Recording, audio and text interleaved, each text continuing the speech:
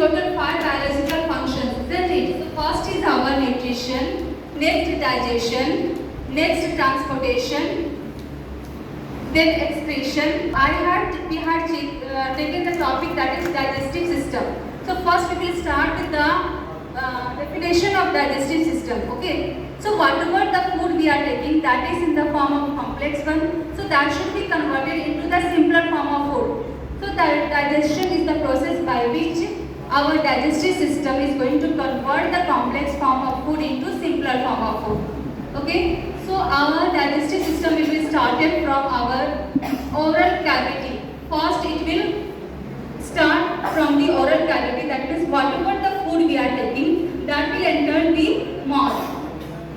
If we say which part is the main site of the digestion, so we can say here oral cavity. Why? Because in that oral cavity, salivary gland is there and that will secrete the saliva.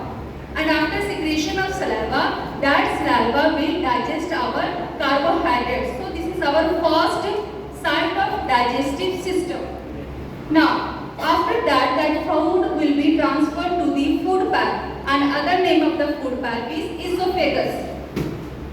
Now, that esophagus is completely connected with the stomach, and over the stomach, just beside of the stomach, there is liver. Liver is the largest gland of our body, and it will secrete two types of digestive enzymes. First is bile juice, and second one bile salt.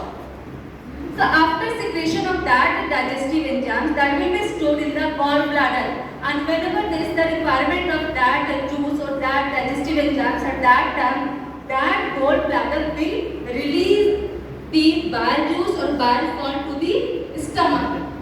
When the food will enter the stomach, then the stomach will also release three types of digestive enzymes. First is mucus, next hydrochloric acid, and one more digestive enzyme is there, that is pepsin. So after digestion of protein, fat, carbohydrates in the stomach, the digestive food will be entered to the small intestine. So small intestine is known as complete site of digestion. Why? Because whatever the food is not digested in the stomach, in the oral cavity, that will be digested completely in our small intestine. After digestion of the food, that undigested food or waste product will be entered to the large intestine. This one is our large intestine.